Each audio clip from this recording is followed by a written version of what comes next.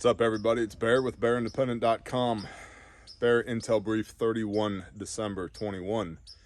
The National Defense Authorization Act, or NDAA, has been signed into law by President Joseph Robinette Biden Jr. It has authorized another 5% increase in military spending, totaling $768.2 billion, which, interestingly, is $25 billion more than Biden had requested. Biden's original request was rejected by both sides of a very divided Congress due to concerns that it would allow Russia and China to outpace the U.S. militarily.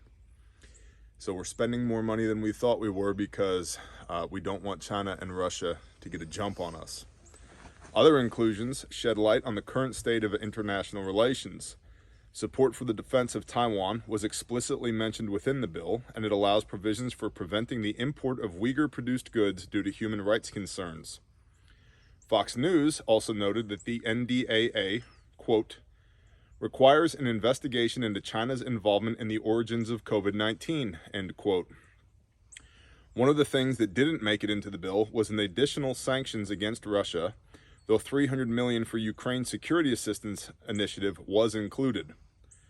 Troops will be able to receive a 2.7% raise due to the NDAA, though it has been noted in a previous brief that inflation over the last year is running a minimum of 6.8%. On certain items, it's 30%, so you can thank your government daddy for 2.7% pay raise.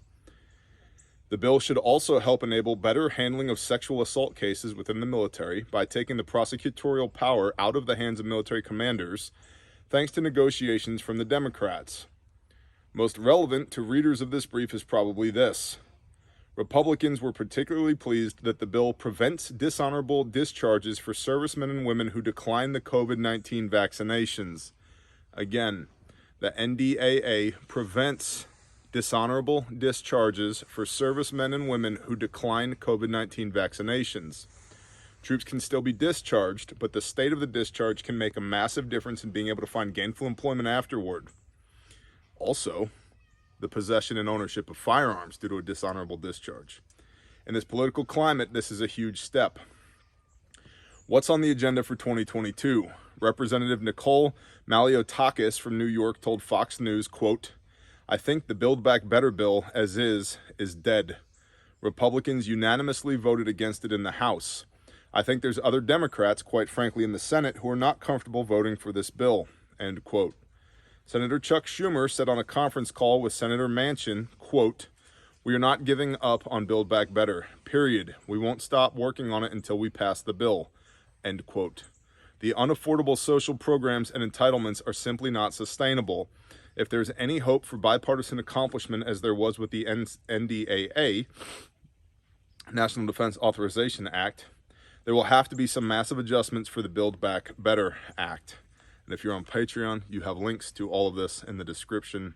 And if you're not, you ought to be. Patreon.com.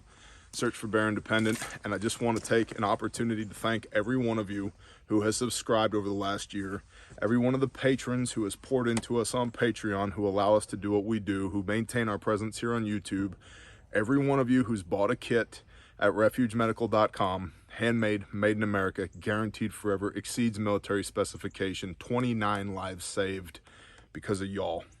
Every one of you, the more than 1,000 people who have been trained in 2021 by refugetraining.com, learning how to use the tools in your toolkit, literally and figuratively, to save people's lives. Every one of you that has poured into Grindstone Ministries, that has allowed us to respond across the nation to disasters and hurricanes and tornadoes. And every one of you who has poured into Caleb House, the restoration facility for juvenile trafficking survivors. It's been a hell of a year. Thank you for supporting us at Bear Independent. Thank you for being along for the ride. And I pray blessings on you and your home in 2022. Shalom.